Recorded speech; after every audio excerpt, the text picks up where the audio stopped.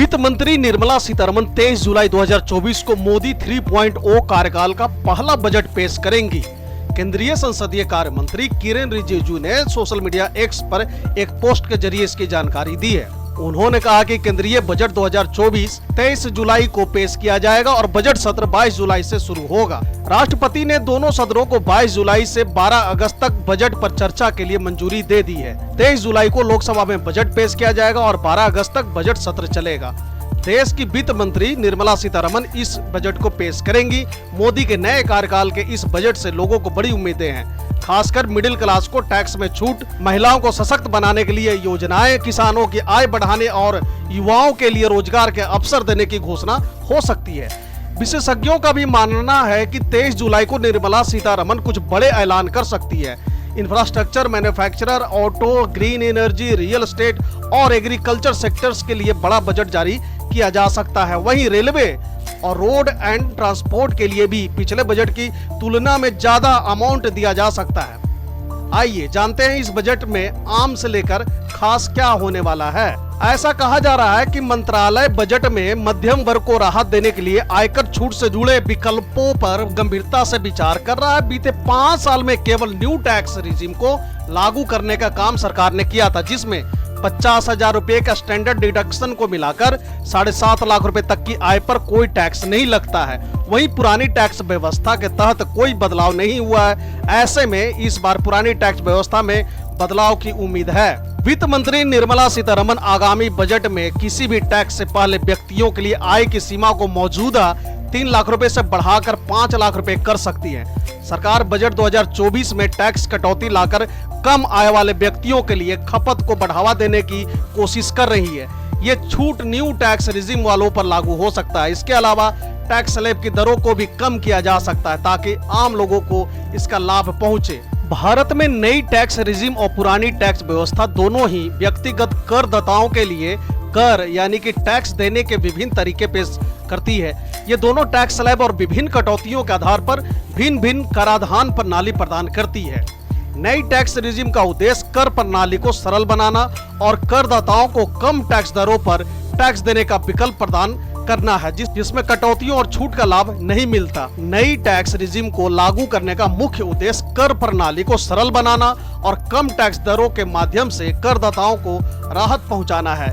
तो वहीं पुरानी टैक्स व्यवस्था में करदाताओं को विभिन्न प्रकार की छूट और कटौतियों का लाभ मिलता है, जिससे टैक्स का बोझ कम हो जाता है। लेकिन इस तरह के दो टैक्स प्रणाली होने से जनता अक्सर कंफ्यूज्ड हो जाती है। पुरानी टैक्स व्यवस्था में छूट और कटौतियों के कारण इसे समझना और प्रबंधन करना थोड़ा जटिल हो जाता है। करदाताओं को इस बात का निर्णय करने में स्वतंत्रता है कि वे नई टैक्स रिजीम या पुरानी टैक्स व्यवस्था में से किसे चुनना चाहते हैं। इसका निर्णय व्यक्तिगत वित्तीय स्थिति, कर छूटों और कटौतियों के आधार पर किया जा सकता है।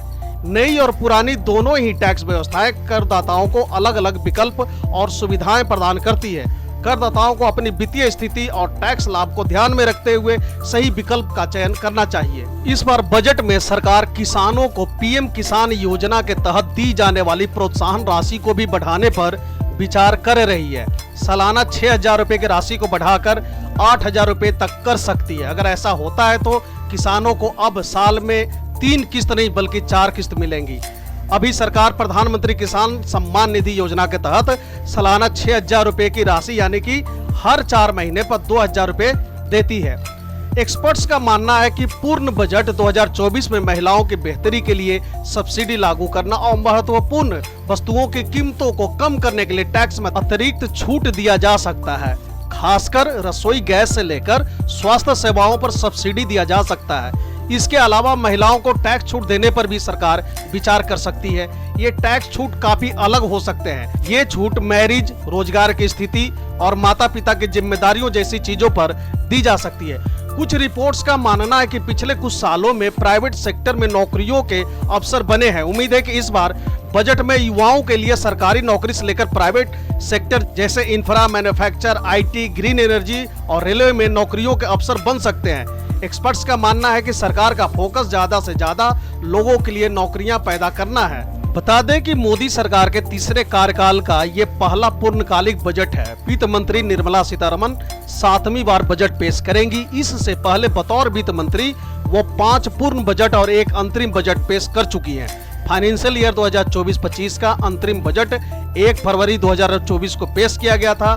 मोदी 3.0 के इस बजट से लोगों को काफी उम्मीदें हैं और माना जा रहा है कि इस बजट में आम लोगों के लिए टैक्स को लेकर बड़ी घोषणा हो सकती है। साल 2024 का एनडीए सरकार बनने के बाद लोगों को वित्त वर्ष 2024-25 के पहले पूर्ण बजट का इंतजार था। अब ये इंतजार पूरा हो गया है और बजट पेश होने की तारीख सामने आ गई है।